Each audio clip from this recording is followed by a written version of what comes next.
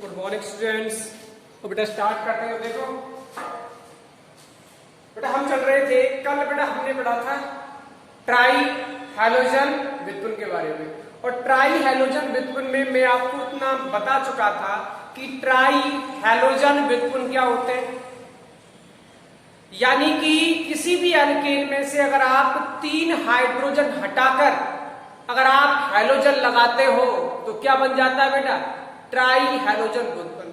और try halogen व्युत्पन्न में मैंने आपको बता दिया था 3। एक तो आपका क्लोरोफॉर्म, एक आपका ब्रोमोफॉर्म, एक आपका आयोडोफॉर्म। ठीक है, इनका जो नॉर्मल फॉर्मूला होता है वो क्या होता है? CHH3। ठीक है बेटा।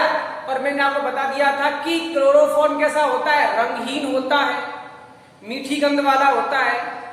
ठीक है, आपका ब्रोमोफॉर्म भी कैसा होता है? रंगहीन होता है। लेकिन जो आपका आयोडोफॉर्म होता है वो बेटा आपका पीले रंग का क्या होता है? अवच्छेद के रूप में प्राप्त होता है। फिर मैंने आपको बताया था कि ये बेटा कहलाते हैं हैलोफॉर्म और ये देते हैं बेटा हैलोफॉर्म अभिक्रिया। हैलोफॉर्म अभिक्रिया कौन कौन से यौगिक देंगे, कौन कौन से यौगिक नहीं देंगे, इसके बारे में आपको बता दिया था। अगर आपको ये वाला ग्रुप दिखाई दे तो आप समझ जाना कि वो हैलोफॉर्म अभिक्रिया देगा। या फिर मैंने आपसे कहा था कि क्रियात्मक समूह C डबल बॉन्ड O से लगाकर क्या हो बेटा? मैथिल समूह हो, CH3 समूह लगा हुआ हो, या फिर तुम्हें ये ग्रुप दिखाई दे तो कहने का मतलब है ये हैलोफॉर्म अभिक्रिया देगा। इसमें कुछ कंडीशन मैंने आपको बताई थी।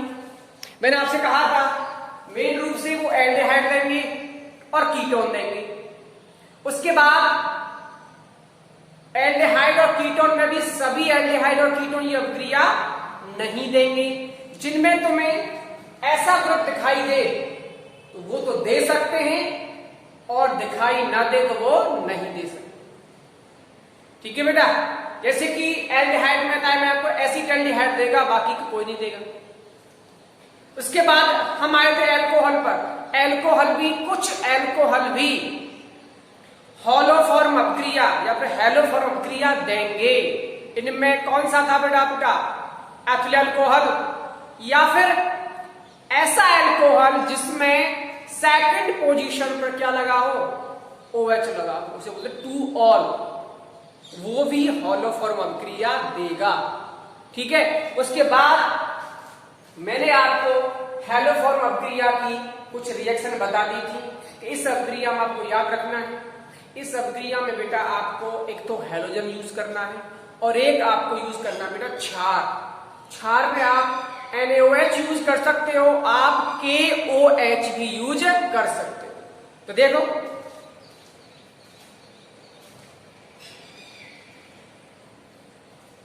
अगर हम यहां पर CH3COHR ये यूज करें, ये बेटा एल्कोहल है, आपको पता है। और आपको दिख रहा है एल्कोहल जो है वो सेकंड कार्बन पर लगा हुआ है, तो ये क्या है बेटा? 2 ऑल। जब 2 ऑल है तो कहने का मतलब है ये हैलोफॉर्म अभिक्रिया देगा। लेकिन पहले ये बेटा एल्डिहाइड या कीटोन में कन्वर्ट होगा, तब जाके हैलोफॉर्म अभिक्रिया देगा। देखो यहां पर हम क्या लेंगे? H2 मतलब हैलोजन, और हैलोजन भी कौन सा यूज करेंगे? या तो क्लोरीन, या तो आप Cl2 यूज करोगे, या Br2 यूज करोगे, या आप I2 यूज करोगे। क्लोरीन, ब्रोमीन, आयोडीन, इनमें से आप यूज कर सकते हो। इसके बाद NaOH से मैंने रिएक्शन बता दी थी। अब हम यहां किसका यूज कर रहे हैं? KOH। ठीक है बेटा। अब देखो होगा क्या? पहले ये जो आपका एल्कोहल है ये पहले बेटा कीटोन में कन्वर्ट होगा। तो देखो ये बेटा पहले कन्वर्ट होगा किसमें? CH3 C double bond O और यहां पर R। अब जाकर ये सीधा रिएक्शन कर सकता है और रिएक्शन करने के बाद बेटा यहां पर तुम्हें पता है ये वापस फिर रिएक्शन करेगा, ठीक है। तो यहां से मैंने आपको बताया था ये वाला जो ग्रुप है, ये वाला जो ग्रुप है बेटा वो सीधे ही कन्वर्ट हो जाता है किसमें, हेलो फॉर्म में, यानी कि CH3। फिर मैंने आपको बताया था कि अगर जितना कार्बन बचे उतने कार्बन का हम क्या बनाते हैं, उतने कार्बन का हम बनाते हैं बेटा लवण। और लवण भी किसका बनेगा, अगर आपने यहां KOH यूज किया है तो पोटेशियम लवण बनेगा, और अगर आपने यहां पर NaOH यूज किया है तो बेटा अम्ल का सोडियम लवण बनेगा। तो यहां पर आप किसका यूज कर रहे हो, KOH का। तो यहां पर जो लवण बनेगा वो क्या बनेगा, देखो यहां से बनेगा RC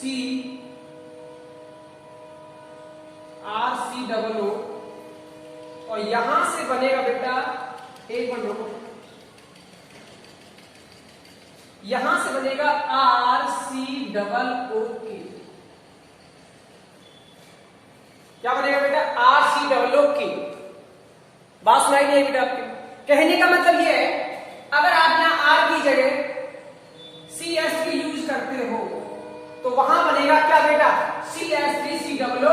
क्या बनेगा, CH3COO। या विशेष जाकर प्लस क्या बनेगा, H2O। तो ये बेटा कल मैंने आपको बता दी थी रिएक्शन। अब बेटा हम आते हैं सीधे किस पर बेटा, क्लोरोफॉर्म कि क्लोरोफॉर्म को प्रयोगशाला में कैसे बनाते हैं, ठीक है बेटा, और क्या क्या उसकी फिजिकल प्रॉपर्टीज है और क्या क्या उसकी केमिकल प्रॉपर्टीज है। देखिए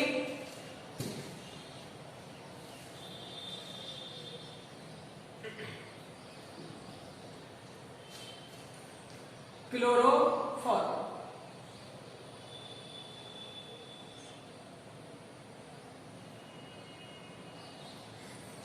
बेटा क्लोरोफॉर्म का फॉर्मूला होता है CHCl या सभी का, ठीक है। अगर इसका ITC नाम लिखें तो क्या होगा, ट्राई क्लोरोमैथ,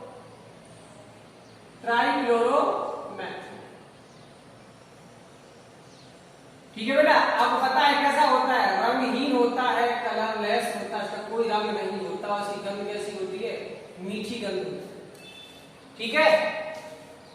अब देखिए अब बात आती है कि जो ट्राइक्लोरोमेथिल है, जो आपका क्लोरोफॉर्म है, उसको आप लैब में कैसे बनाओगे, प्रयोगशाला में कैसे बनाओगे, ठीक है बेटा। तो देखिए यहां पर आपकी किताब में डायग्राम दे रखा है, उस डायग्राम को मैं थोड़ा आपको बता दूं क्या डायग्राम है बेटा। वो देखो इस तरीके का डायग्राम बेटा है,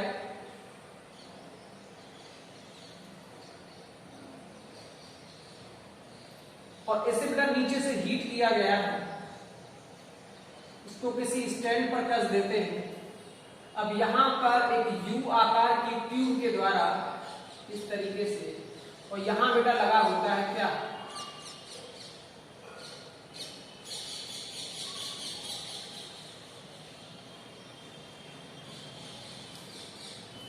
यहां पर एक पात्र लगा होता है जिसमें इसको एकत्रित किया जाता है।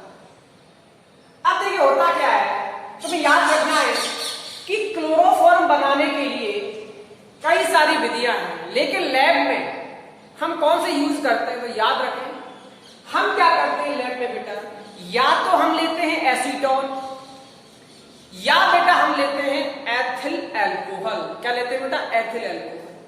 उस एथिल अल्कोहल को हम विरंजक चूर्ण के साथ और जल के साथ मिलाकर बेटा क्या करते हैं, हम गर्म करते हैं। तो याद रहे इसके अंदर हम क्या लेते हैं, जल और विरंजक चूर्ण, और बेटा लेते हैं क्या, एथिल अल्कोहल, एथिल।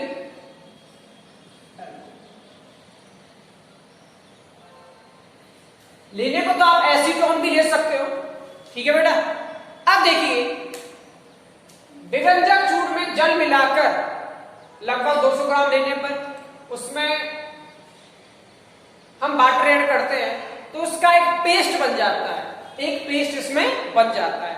अब उस पेस्ट में हम बेटा क्या डालते हैं, एथिल अल्कोहल डालते हैं और एथिल अल्कोहल डालकर उसको बेटा हम गर्म करते हैं।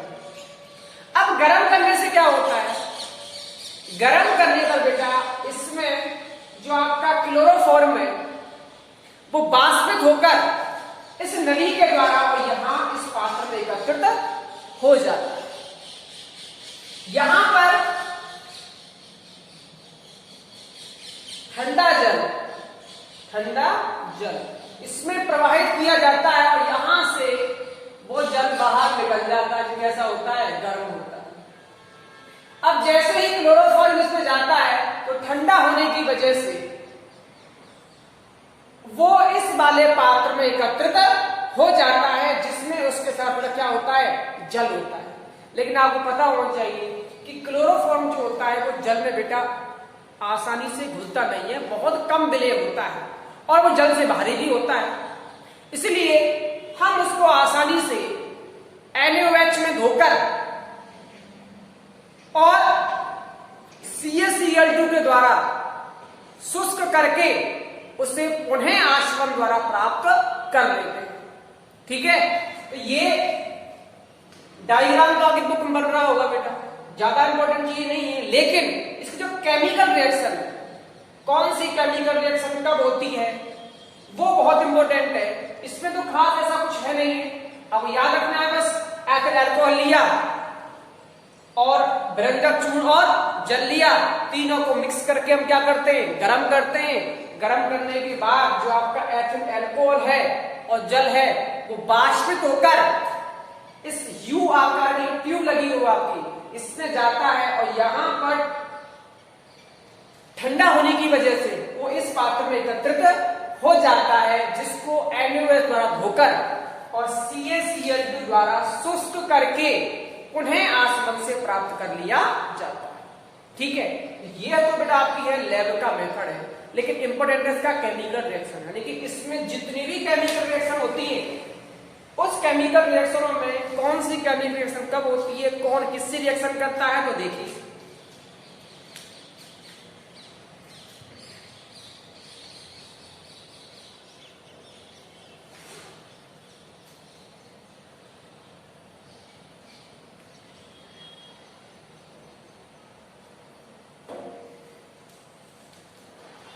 याद रहे इस मेथड में बेटा हम क्या करते हैं, हम क्या लेते हैं बेटा, यहां पर जो विरंजक चूर्ण है,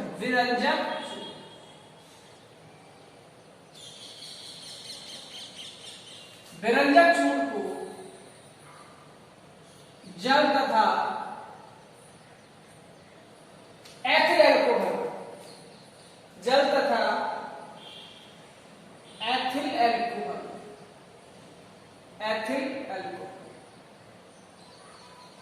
के साथ गर्म किया जाए, के साथ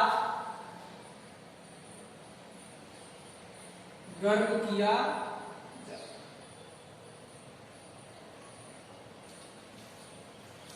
तो क्या बनता है बेटा आपका क्लोरोफॉर्म, क्या बन जाता है बेटा, क्लोरोफॉर्म बन बेटा। इस अभिक्रिया को क्या बोलते हैं बेटा, इस अभिक्रिया को बोलते हैं हेलोफॉर्म अभिक्रिया, हेलोफॉर्म अभिक्रिया, ठीक है बेटा। अब आते हैं बेटा इसकी केमिकल रिएक्शन पर, तो देखिए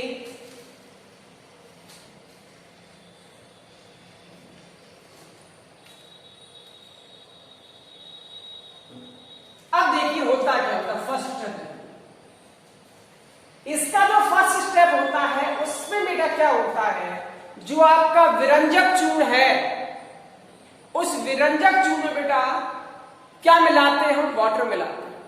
तो विरंजक चूर्ण वाटर से बेटा रिएक्शन करता है और बनाता है कैल्शियम हाइड्रोक्साइड, और यहां से बेटा बनती है नवजात ऑक्सीजन, क्लोरीन बनती है, नवजात क्लोरीन बनती है। और याद रहे नवजात क्लोरीन का हम एक और नाम होता है, उसे बोलते हैं परमाणविक क्लोरीन। तो देखिए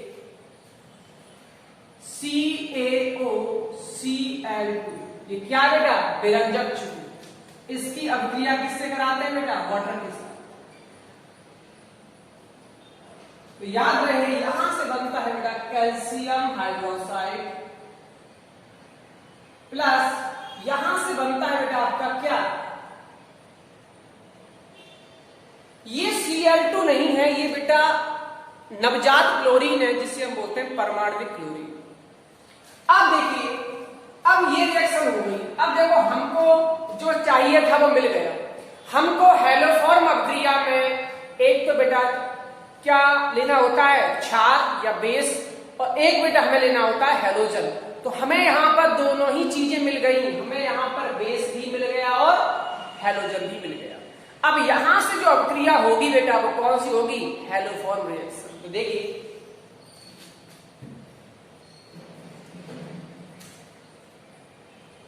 सेकंड स्टेप में क्या होता है, जो एथिल अल्कोहल है, जो एथिल अल्कोहल है बेटा उससे रिएक्शन होती है बेटा क्लोरीन गैस की, यानी कि नवजात क्लोरीन की। तो देखो CH3CH2OH, इससे कौन रिएक्शन करता है बेटा, नवजात क्लोरीन।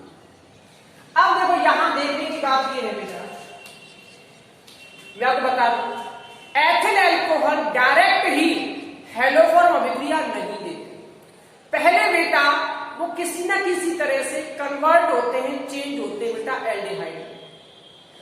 अगर वो एल्डिहाइड में कन्वर्ट नहीं होंगे तो वो बेटा हैलोफॉर्म अभिक्रिया नहीं देंगे। अब देखिए यहां बेटा होता क्या है, यहां जो आपका एथिल अल्कोहल है बेटा ये हो जाता है बेटा ऑक्सीकृत, ऑक्सीडाइज हो जाता है। ऑक्सीडाइज का मतलब है या तो इसमें ऑक्सीजन ऐड हो जाए या इसमें से हाइड्रोजन का बाहर हो जाए। हाइड्रोजन का बाहर होना भी क्या कहलाता है, ऑक्सीकरण। तो देखिए यहां से बनेगा बेटा आपका CH3 C double bond O और सिंगल बॉन्ड H। ठीक है बेटा, ये आपको दिख रहा होगा, ये क्या है बेटा, ये एसिड एल्डिहाइड है। यहां से ये एल्डिहाइड में कन्वर्ट हो गया है, यहां बनेगा बेटा आपका HCl, क्या बनेगा HCl। इसको बैलेंस करने के लिए आप यहां पर 2 लगा सकते। ठीक है बेटा, तो आपको दिख रहा है जो आपका एथिल अल्कोहल है वो ऑक्सीकृत होकर किसमें कन्वर्ट हो गया बेटा, एल्डिहाइड में कन्वर्ट हो गया। अब ये आसानी से हैलोफॉर्म अभिक्रिया दे सकता है। देखिए आगे क्या होगा, आगे है थर्ड स्टेप। ये जो आपका एसिड एल्डिहाइड है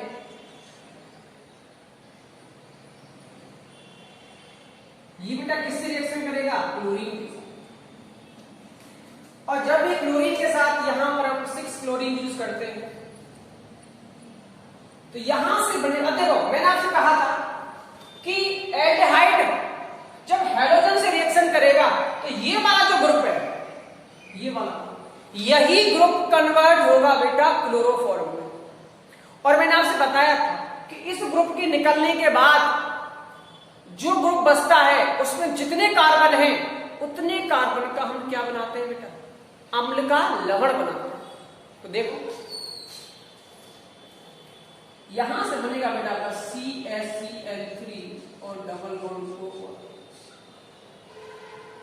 बेटा इसको बोलते हैं ट्राइक्लोरो एसिटल्डिहाइड, या इसको बोलते हैं बेटा क्या बोलते हैं, क्लोरल। क्या बोलते हैं इसको बेटा क्लोरल भी बोल सकते हैं, उसको ट्राइक्लोरो एसिटल्डिहाइड भी बोल सकते हैं। यहां से बनता है बेटा आपका HCl, आपसे बैलेंस कर सकते।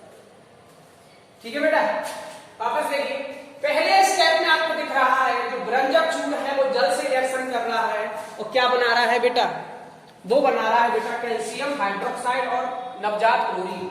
ये क्लोरीन रिएक्शन करती है किसके साथ बेटा, एथिल अल्कोहल के साथ, और एथिल जो आपका अल्कोहल है वो एल्डिहाइड में कन्वर्ट हो जाता है। अब एल्डिहाइड फिर हैलोजन से रिएक्शन करता है, क्लोरीन से रिएक्शन करता है और बनाता है क्या बेटा, क्लोरल, यानी कि ट्राइक्लोरो एसिटल्डिहाइड। अब ये जो आपका है ये बेटा रिएक्शन करेगा किसके साथ, क्षार के साथ, बेस के साथ। अब इसमें बेस कौन सा है? Calcium hydroxide. तो देखिए मैं इसे ऊपर लिख रहा हूं, दिख रहा है?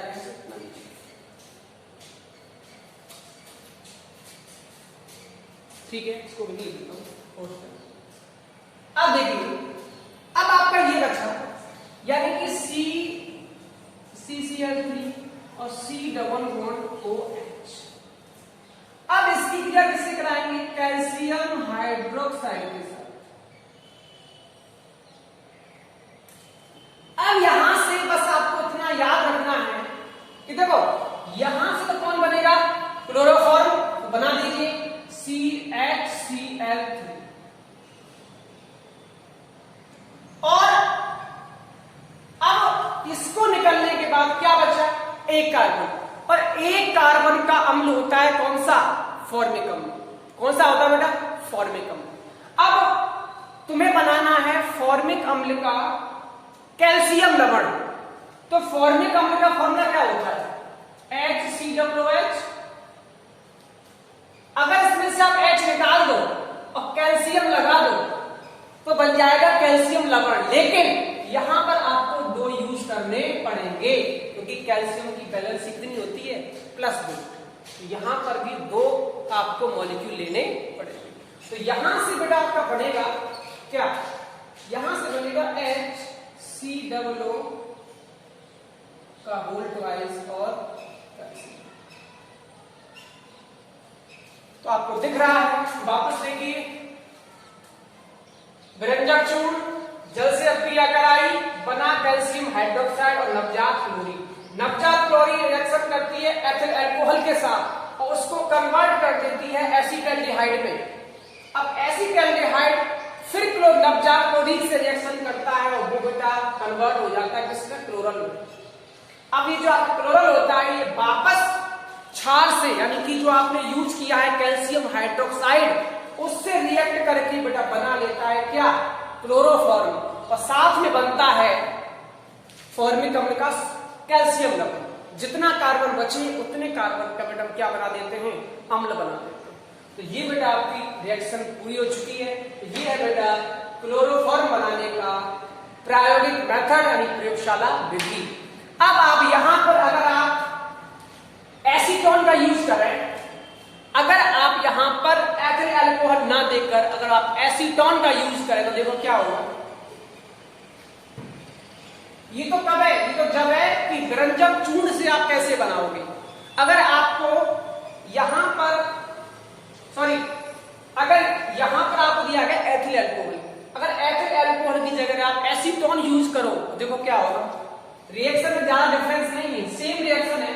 तो देखिए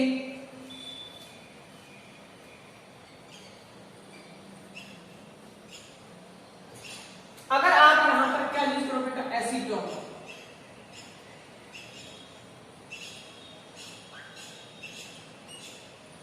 पहला स्टेप तो सेम होगा, कौन सा?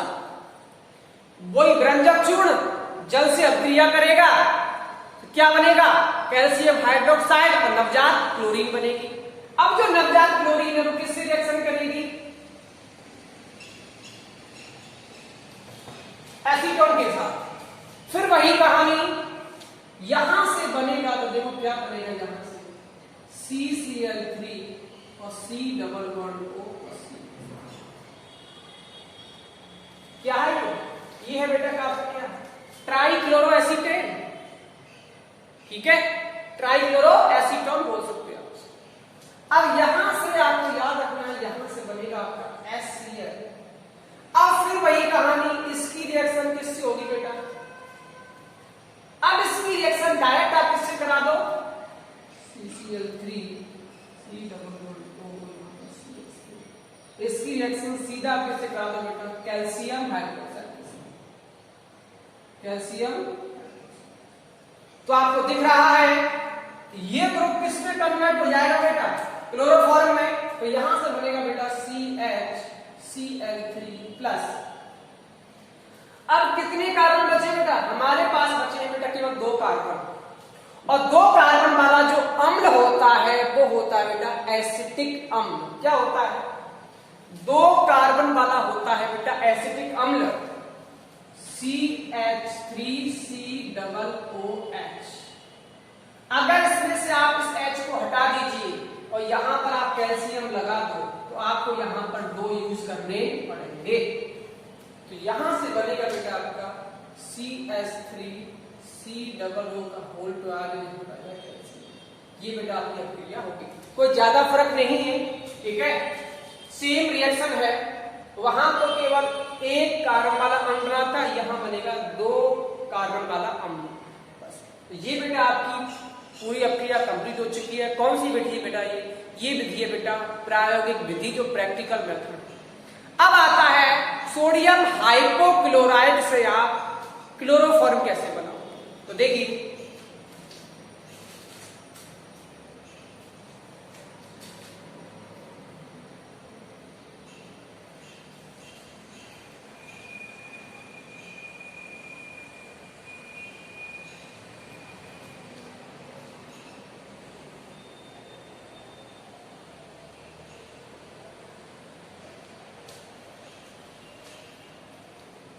सोडियम हाइपोक्लोराइड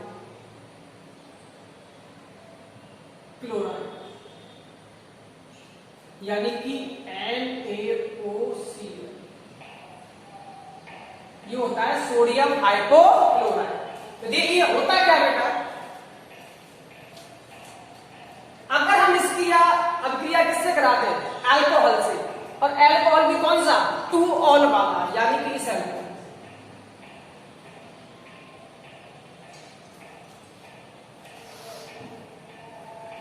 एक बात याद रखें, ये जो है NaOCl सोडियम हाइपोक्लोराइड, ये बेटा बनता है कब? जब आप NaOH की अभिक्रिया, जो आपका NaOH है उसकी अभिक्रिया बेटा किससे करा दो? क्लोरीन से करा दो। अगर आप NaOH की रिएक्शन किससे करा दो बेटा? क्लोरीन से करा दो, तो बनता है बेटा आपका NaOCl और प्लस में बनता है यहां पर NaCl।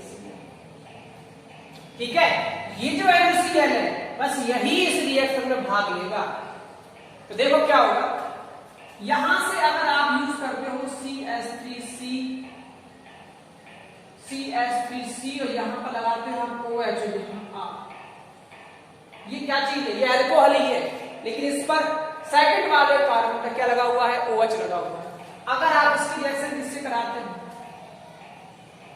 NaOCl से कराते हो, तो याद रहे अब यहां से जो है ये अल्कोहल पहले किसमें कन्वर्ट होगा बेटा? ये पहले कीटोन में कन्वर्ट होगा। तो यहां से बेटा रिएक्शन होगी, देखो CH3C≡OR। ठीक है बेटा, यहां से बनेगा आपका S।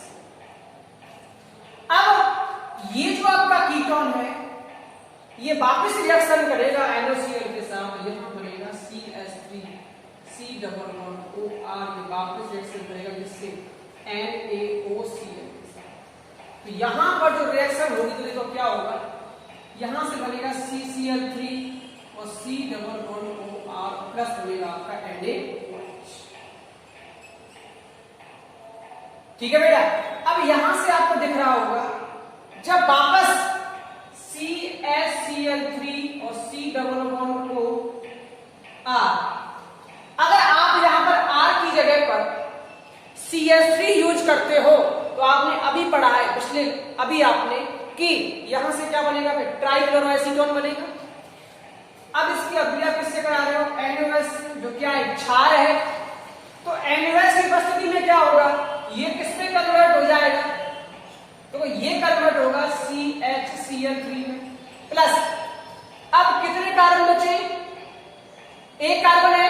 तो यहां से अगर आप R की जगह CH3 यूज करते तो डायरेक्टली यहां से बन जाता CH3COONA, लेकिन हमने यहां R यूज कर रखा है तो यहां से बनेगा बेटा आपका RCOO और N। ये तुम्हारा बन गया बैठ के आपको, यानी कहने का मतलब है रिएक्शन आप खुद से बैलेंस कर सकते हो। ठीक है, अगर मैं मुझसे कहीं बैलेंस करना छूट जाए तो आप उसको बैलेंस कर लिया करें। ये है बेटा सोडियम हाइपोक्लोराइड के साथ रिएक्शन कराने पर कैसे बने। अब कुछ छोटे मेथड रह गए हैं जो इतने इंपॉर्टेंट नहीं है, उनको भी देख लेते हैं बेटा। तो देखो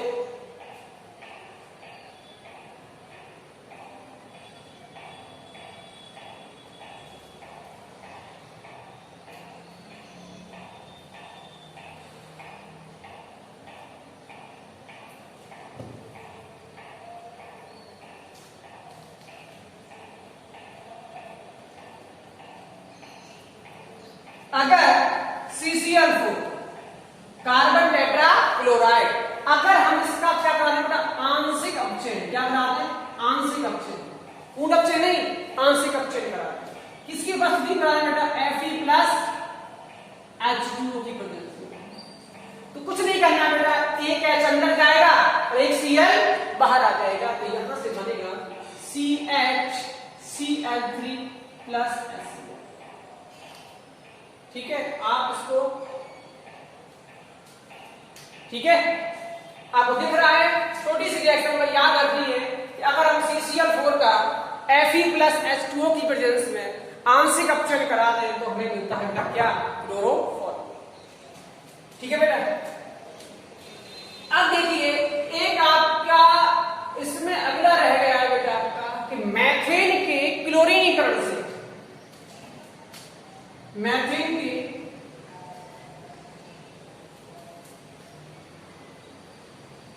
क्लोरीनीकरण से,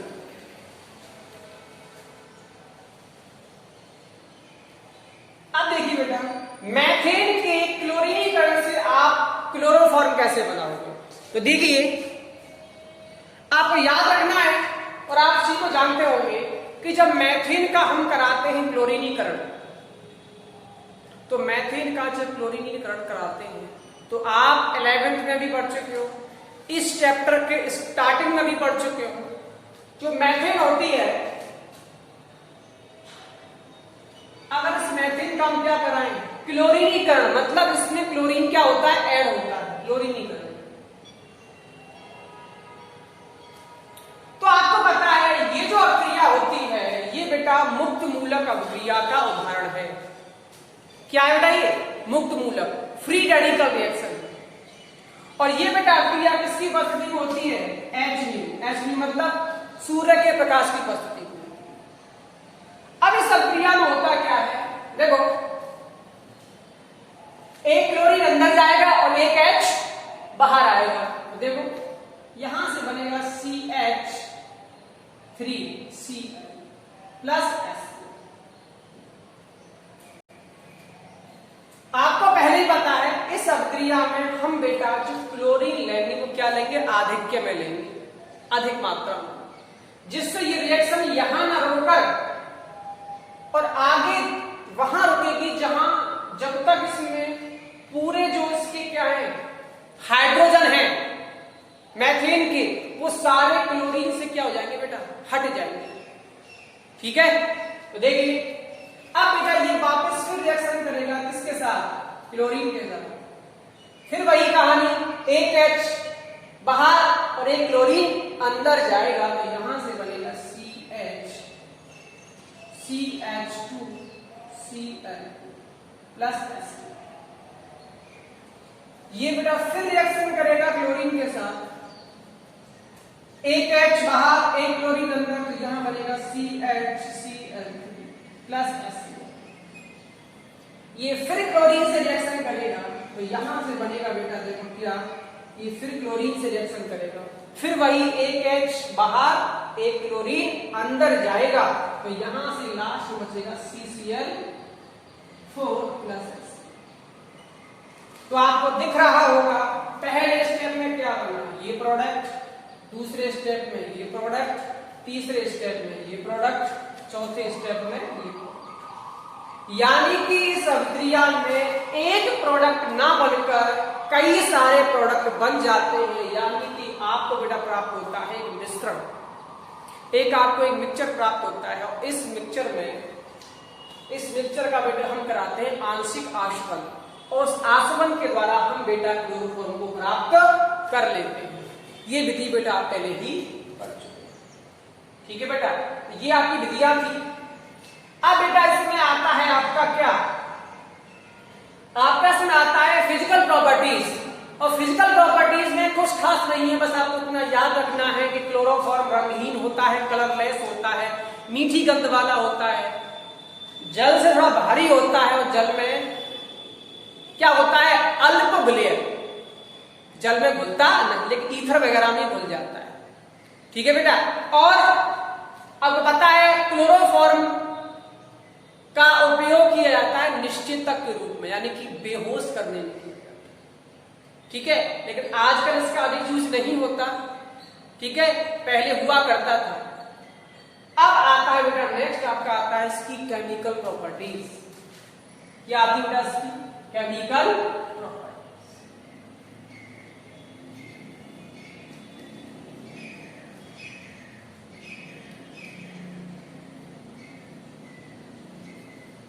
देखिए बेटा, अब आते हैं आपके रासायनिक गुण। रासायनिक गुणों में सबसे पहला और सबसे इंपॉर्टेंट आता है बेटा इसका ऑक्सीकरण। क्या आता है इसका? ऑक्सीकरण। यानी कि अगर आप क्लोरोफॉर्म का ऑक्सीकरण करा दो तो क्या प्रोडक्ट बनता है। वैसे आपने पढ़ रखा है कि अगर जो क्लोरोफॉर्म होता है, अगर उसे वायु में खुला छोड़ दें या फिर ये वायु के संपर्क में आ जाए तो होता क्या है बेटा, जो आपका क्लोरोफॉर्म है वो ऑक्सीकृत होकर या फिर ऑक्सीजन से रिएक्ट करके बेटा एक गैस बनाता है, उसे बोलते हैं कार्बोनिल क्लोराइड, या फिर उसका एक सामान्य नाम होता है फॉस्जीन गैस। आपको पता है फॉस्जीन एक विषैली गैस होती है, और इसमें प्लस में बेटा आपकी HCl गैस भी बन जाती है। यानी कि कहने का मतलब ये है, अगर आप क्लोरोफॉर्म को की रिएक्शन ऑक्सीजन से हो जाए या फिर इसको खुला छोड़ दें फिर भी ऑक्सीजन रिएक्शन करेगी, तो रिएक्शन करने से क्या होता है बेटा, क्लोरोफॉर्म हो जाता है ऑक्सीकृत। तो ये बेटा कन्वर्ट होता है COCl2 में। इसको आप इस तरीके से भी लिख सकते हैं, और प्लस बनती है बेटा क्या, HCl। कहने का मतलब यह है कि अगर आप फॉस्जीन गैस को वायु में खुला छोड़ दें, या ये लैब में रखा हुआ है और लैब में रखे रखे इसका क्या हो गया बेटा, विघटन हो चुका है, सूर्य के प्रकाश में रखा हुआ है ये, या इसको लाइट मिल गई, तो ये क्या हो जाता है, ऑक्सीकृत होकर कन्वर्ट हो जाता है फॉस्जीन गैस में, और प्लस में बनती है उसमें HCl गैस। HCl गैस कभी बनेगी जब साथ में फॉस्जीन बनेगी। अब आपके सिलेबस में दे रखा है कि आप शुद्ध क्लोरोफॉर्म की जांच कैसे करोगे। आप प्योर जो आपका क्लोरोफॉर्म है उसकी जांच कैसे करोगे। तो याद रहे, ये क्लोरोफॉर्म विघटित हो चुका है और ये बना रहा है फॉस्जीन गैस और HCl गैस। अब जो प्योर एल्कोहल होता है, जो शुद्ध एल्कोहल होता है बेटा, उसका विघटन नहीं होता। कहने का मतलब उसमें HCl गैस नहीं है, उसमें फॉस्जीन गैस नहीं है। क्यों? क्योंकि वो अभी वायु के संपर्क में नहीं आया है। अगर वो वायु के संपर्क में आ जाए या फिर सनलाइट मिल जाए तो उसकी उपस्थिति में वो क्या करता है बेटा, फॉस्जीन गैस में कन्वर्ट हो जाता है, उसमें प्लस में बनती है बेटा HCl गैस।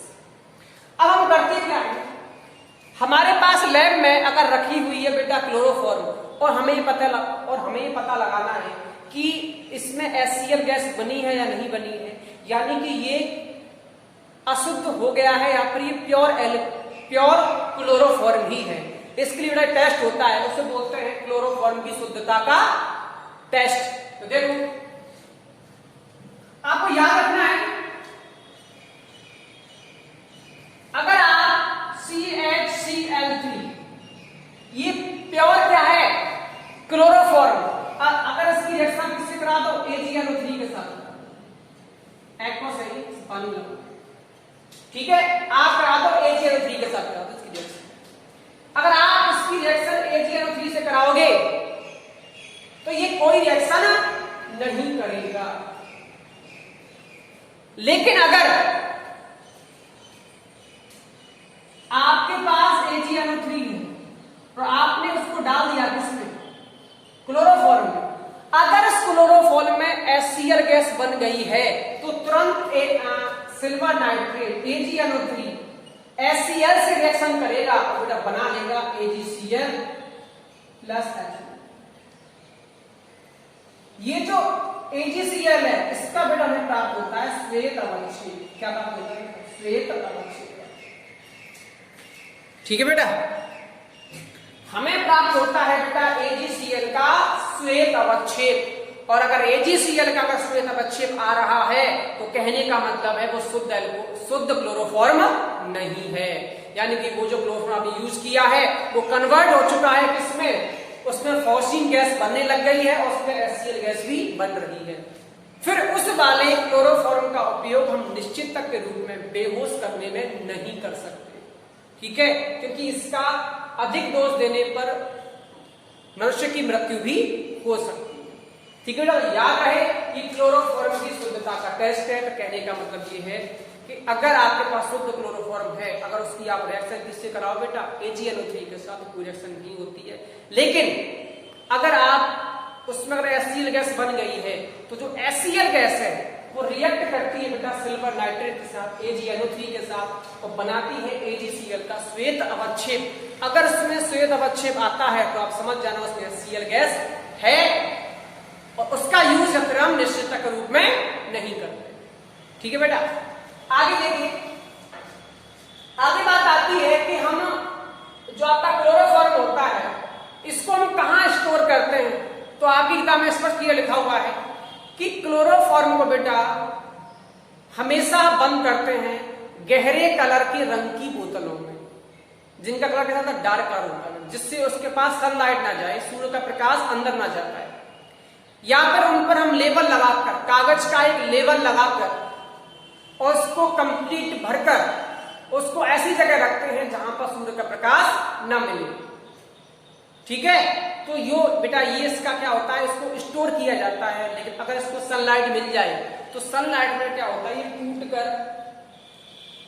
फॉस्फीन गैस और उसमें HCl गैस बनना स्टार्ट हो जाती है और फिर वो आपका बेटा अशुद्ध क्लोरोफॉर्म कहलाता है। ठीक है बेटा, अब आपने एक चीज सुनी होगी बेटा, आप जानते होंगे कि क्लोरोफॉर्म को स्टोर करने के लिए हम बेटा उसमें कुछ मात्रा में एथिल अल्कोहल का भी यूज करते हैं। ठीक है बेटा, हम यूज करते हैं बेटा एथिल अल्कोहल का यूज करते हैं, क्योंकि एथिल अल्कोहल क्या होता है बेटा? ये जो एथिल अल्कोहल है, यहां पर जो एथिल अल्कोहल है वो रिएक्ट करता है फॉस्फीन गैस के साथ और फॉस्फीन गैस को रिएक्ट करने के बाद बेटा ये बना लेता है डाईएथिल कार्बोनेट। डाईएथिल कार्बोनेट बना लेता है जो कि विषैला नहीं होता है। याद रहे जो फॉस्फीन गैस है, ये फॉस्फीन गैस बेटा एथिल अल्कोहल के साथ रिएक्ट कर लेती है और रिएक्ट करने के बाद कंपाउंड बनता है डाईएथिल कार्बोनेट जो कि विषैला नहीं होता है और इसको आप आसानी से स्टोर रख सकते हो। ये आप छोटी कक्षाओं में पढ़ रखा होगा। ठीक है बेटा, अब इसमें इसकी कुछ और केमिकल प्रॉपर्टीज रह गई हैं जो अगले लेक्चर में डिस्कस करेंगे। ठीक है बेटा।